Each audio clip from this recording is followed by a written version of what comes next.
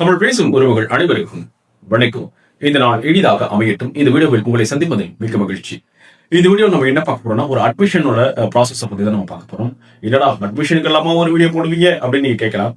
ஒரு இன்ஸ்டிடியூஷன்ல என்கொயரில இருந்து ஒரு அட்மிஷன் ஆகி அப்புறம் ட்ரைனிங் முடிச்சு பிளேஸ்மெண்ட் ஆகுறதுன்றது வந்து அந்த மிகப்பெரிய ஒரு ஸ்ட்ரகிள் அண்ட் மிகப்பெரிய ஒரு ஜேர்னி. ஸோ அது வந்து உங்களுக்கு தெரியப்படுத்தினாதான் எந்த அளவுக்கு அட்மிஷன்ல மெனக்கடுறோம், எந்த அளவுக்கு வந்து என்கொயரியில நம்ம உண்மையா இருக்கோம், எந்த அளவுக்கு வந்து நம்ம வந்து ட்ரெயின் பண்ணி பிளேஸ்மெண்ட் கொடுக்கறதுல அந்த அளவுக்கு நம்ம வந்து மெனக்கடுறோம் அப்படிங்கிறத உங்களுக்கு நம்ம புரிய வைக்க முடியும், தெரியப்படுத்த முடியும்.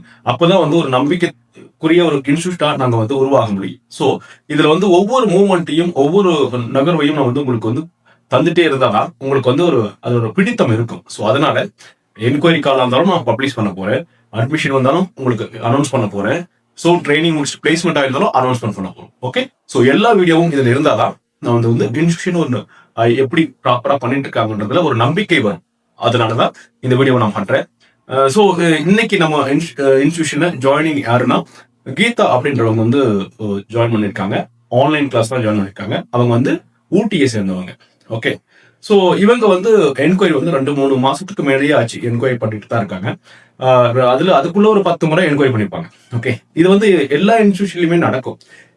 அது நம்ம இன்ஸ்டியூஷன்ல ரொம்ப சோதனையா இருக்கும் இந்த விஷயம். ஏன்னா மீடியா இன்ஸ்டியூஷன் வந்து எல்லாருமே டார்கெட் பண்றது இது வந்து ஒரு சென்னையில இருக்கிற ஒரு இன்ஸ்டியூஷனா இருந்தா தான் ஒர்த்தா இருக்கும். சென்னையில தானே சினிமா மீடியாலாம் இருக்கு, டெலிவிஷன் சேனலா இருக்கு. ஸோ அவுட்டர் சிட்டியில் இருக்கிற ஒரு இன்ஸ்டியூஷனுக்காரன் எந்த அளவுக்கு ஒர்த்தா வந்து நமக்கு சொல்லி கொடுத்துட்டு போறான், எந்த அளவுக்கு நம்மள போய் அங்க பிளேஸ்மெண்ட் பண்ணி கொடுத்து போறான்னு ஒரு தயக்கம் இருக்கும். ஆனா நாம 15 வருஷமா சென்னையில இருந்தோம், அங்கதான் நம்ம வந்து மீடியா ஃபீல்ட்ல மல்டி ரோல் பண்ணிட்டு வந்து அங்க உட்காந்துருக்கோம் அப்படின்றத அவங்களுக்கு என்கொயரியில எக்ஸ்பிளைன் பண்ணிட்டாலும் அவங்க நம்பிட மாட்டாங்க.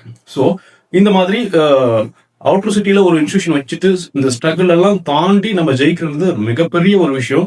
அது பாக்குறவங்க அது சாதாரணமா தெரியும். ஒரு பிளேஸ்மெண்ட் நம்ம ஸ்டேட்டஸ் வைக்கிறோம்னா அது சும்மா அப்படி பார்த்துட்டு போயிடுவாங்க. ஆனா அதுல இருக்கிற அந்த மெனக்கெடல் இருக்கு இல்லையா, அது வந்து மிகப்பெரிய, அதுக்கு எவ்வளவு சன்மானம் கொடுத்தாலும் முடியாது, அந்த அளவுக்கான ஒரு வேலைப்பாடு.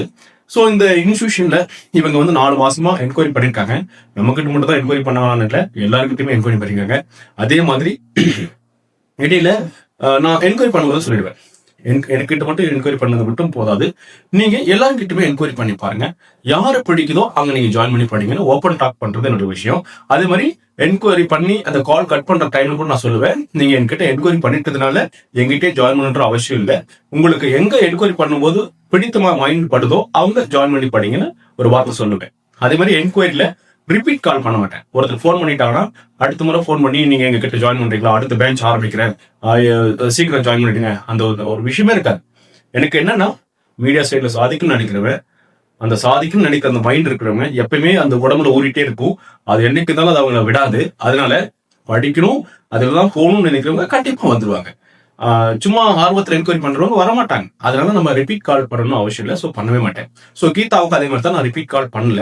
அவங்க வந்து என்னை தவிர்த்து மற்ற எல்லாருக்கிட்டே என்கொயரி பண்ணிட்டாங்க. அதே மாதிரி கால் பண்ணி மட்டும் கிடையாது, சென்னையில போயிட்டு நேர்லயும் எல்லா இன்ஸ்டியூஷனையும் என்கொயரி பண்ணிருக்காங்க.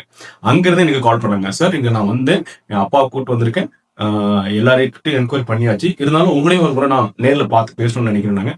ஆல்வேஸ் வெல்கம் அப்படின்னு நான் சொல்லிட்டேன்.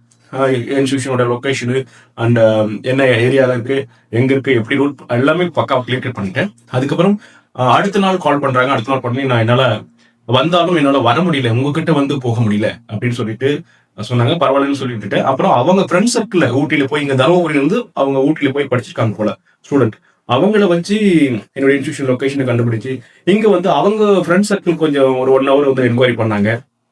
இந்த மாதிரி ஒரு 4-5 மாசத்தோட ப்ராசஸ் ஆக்சுவலி.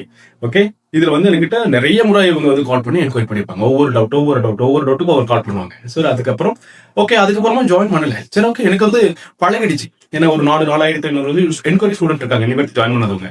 என்கொயரி பண்ணுவாங்க, தருமபுரின்னு ஒன்னே பேக் அடிப்பாங்க, சென்னை இன்ஸ்டியூஷன்ல போய் ஜாயின் பண்ணுவாங்க. ஆல்வேஸ் நீங்க எங்க படிச்சாலும் ஓகே, உங்களுக்கு பிடிச்சிருந்து படிச்சா ஓகே அப்படின்னு நான் விட்டுருவேன். ஸோ அதுக்கப்புறம் திருப்பி 1 week கழிச்சு ஒரு கால் பண்றாங்க, அவங்க பிரதரை விட்டு. அதுக்கப்புறம் என்ன, இந்த மாதிரி அவங்க ஜாயின் பண்ணி ஆகணும்னு நினைக்க சொல்றாங்க. அது மாதிரி உங்ககிட்ட தான் ஜாயின் பண்ணணும்னு சொல்றாங்க. ஸோ நீங்க கன்சல்ட் பண்ணுங்க சார் அப்படின்னாப்ல. ஆல்வேஸ் அவங்க சாதிக்கணும்னு நினைக்கிறாங்கன்னா எங்கிட்ட வந்தா சாதிச்சிட முடியும், நல்லா சொல்லி கொடுத்துரும், அவங்களுக்கு மைண்ட்ல பட்டிருக்குன்னா நீங்க ஜாயின் பண்ணிக்க சொல்லுங்க அப்படின்னு சொல்லிட்டு ஜாயின் பண்ணிட்டாங்க. இன்னைக்கு கிளாஸ் போயிட்டு ஒரு பேசிக் கிளாஸ் போயிட்டு இருக்கு. ஸோ இவங்க ஜேர்னி கூட போகும். ஓகே, இவங்க கிளாஸ்ல ஸ்டார்டிங் லெவலில் எப்படி இருக்காங்க, அப்புறம் ட்ரைனிங்க்கு ஒரு குறிப்பிட்ட 1 மாதம் 2 மாதம் கழிச்சு எப்படி இருக்காங்க, அப்புறம் ஒவ்வொரு ஒவ்வொரு ஸ்டெப்ஸும் நம்ம அப்லோட் பண்ண போகிறோம். பட் இந்த ஜாயினிங் ப்ராசஸ்ன்றது இதுதான். ஓகே, ஸோ இவங்க 5-6 மாசமா என்கொயரி பண்ணியும், அதுக்கப்புறமா சென்னையில் போய் நேரில் என்கொயரி பண்ணியும், அதுக்கப்புறமும் நம்ம கிட்ட வந்து ஜாயின் பண்ணிக்கான்றது மிகப்பெரிய விஷயம் இல்லையா? ஸோ அது அந்த மாதிரி ஒவ்வொரு விஷயமும் இந்த மாதிரி ரொம்ப ஸ்ட்ரகிள், ரொம்ப காலங்கள் கடந்துதான் இது நடக்கும். உங்களுக்கு வீடியோ போடுறது டப்புன்னு ஒரு நாள்ல ஒரு 5 நிமிஷத்துல பேசி முடிச்சிருக்கணும் போது ஏதோ ஈஸியா நடந்த மாதிரி இருக்குது. ஓகே, ஸோ இவங்களை நம்ம எந்த அளவுக்கு ட்ரெயின் பண்ணி எப்படி அவங்கள அந்த ஃபீல்டில் போய் சேர்க்க போறோன்றது வருங்கால வீடியோக்குள்ள நீங்க பார்க்கலாம், ஃபியூச்சர் வீடியோஸ்ல. ஸோ இந்த என்கொயரி ஸ்டூடெண்ட் எந்த அளவுக்கு வந்து நம்மள என்கொயரி பண்றன்ற பேர்ல ரொம்ப நாட்கள் இருப்பாங்க, எங்கெல்லாம் என்கொயரி பண்ணிட்டும் நம்மள அதுக்கப்புறம் நம்புறாங்க, அப்புறம் ஜாயின் பண்றாங்க, அப்புறம் எப்படி நம்ம கிட்ட இருந்து பிளேஸ்மெண்ட் ஆகுறாங்கன்றது நீங்க இதுல இருந்து புரிஞ்சிக்க முடியும். அதுக்காக தான் இந்த வீடியோ நான் போட்டிருக்கேன். ஓகே, மற்றபடி நீங்களும் இல்லை உங்க ஃப்ரெண்ட்ஸ் சர்க்கிள் யாராவது மீடியா சைட் சாதிக்கும்னு நினைக்கிறாங்கன்னா நம்ம இன்ஸ்டியூஷனோட வீடியோஸ் எல்லாம் பாருங்க. பிடிச்சிருந்தா மட்டும் என்கொயரி பண்ணி ஜாயின் பண்ணி ட்ரைனிங் எடுத்துக்க பாருங்க. ஓகே, மற்றபடி என்கொயரியோட இந்த அட்மிஷனோட வீடியோவை உங்களுக்கு இன்ட்ரோ கொடுக்கணும்னு தான் இந்த வீடியோ நான் பண்ணேன். மற்றபடி மீண்டும் ஒரு நல்ல வீடியோவை சந்திக்கலாம். நன்றி.